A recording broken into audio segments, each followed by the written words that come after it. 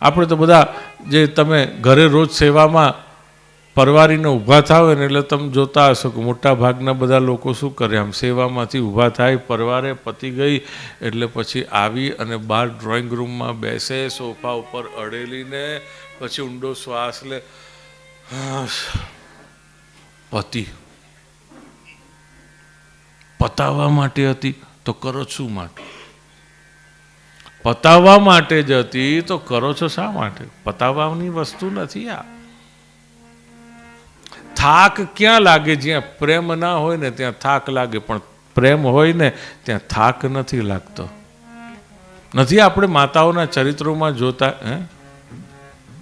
પોતે ભીનામાં સૂઈ સૂકામાં પોતાના પનોતાને સુવાડે, આવું બધું ગાય છે ને ભજનોમાં બધા.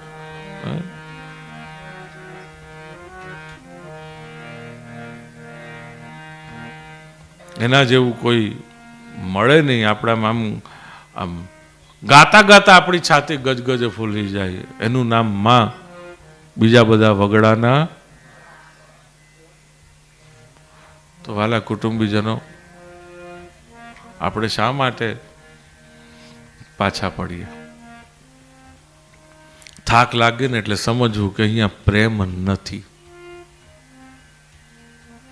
અને થાક ન લાગે ને ઉત્સાહ જળવાઈ રહે તો સમજવું કે આનું નામ પ્રેમ. તમે જોજો બાળકોને પણ શું કહેવામાં આવે છે? ભણતું નથી. કેમ? તો કે ચિત્ત ચોંટતું,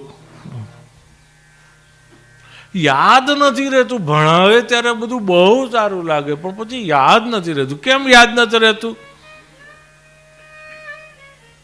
તો કે કન્સન્ટ્રેશન નહોતું. કન્સન્ટ્રેશન કેમ નહોતું? તો કે ત્યાં ઇન્ટરેસ્ટ નહોતો. એટલે આપણે બાળકને શું શીખવાડીએ? ઇન્ટરેસ્ટ લે. દરેક વસ્તુમાં પહેલો તો ઇન્ટરેસ્ટ લેવો જ પડે છે.